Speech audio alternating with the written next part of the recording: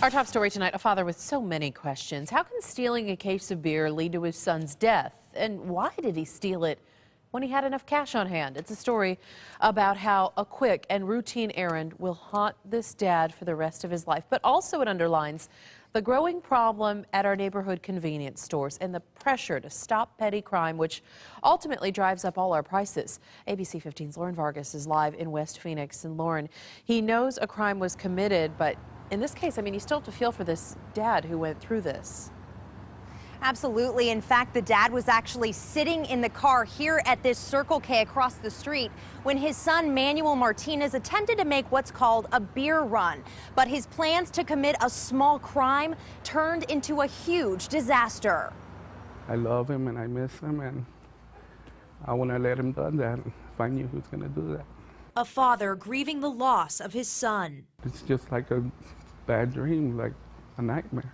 It happened at this Circle K on 83rd Avenue and Camelback in Phoenix. We stopped at the store. He walked inside the store, and I remember him coming out with some beer.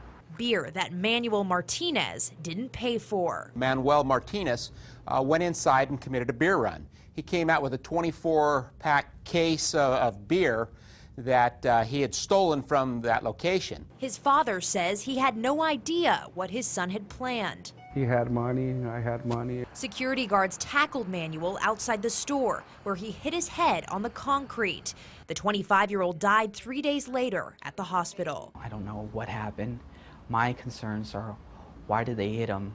Why did they hit him that strong? His brother Ruben says Manuel's ultimate punishment doesn't fit the crime. I didn't know in the U.S. committing a crime like that, you could die for it now. Police say this loss of life was 100% preventable. I think the family needs to keep in mind that this man was committing a crime, and his actions, had he not stolen the beer, there would have been no need for the security guards to take him into custody.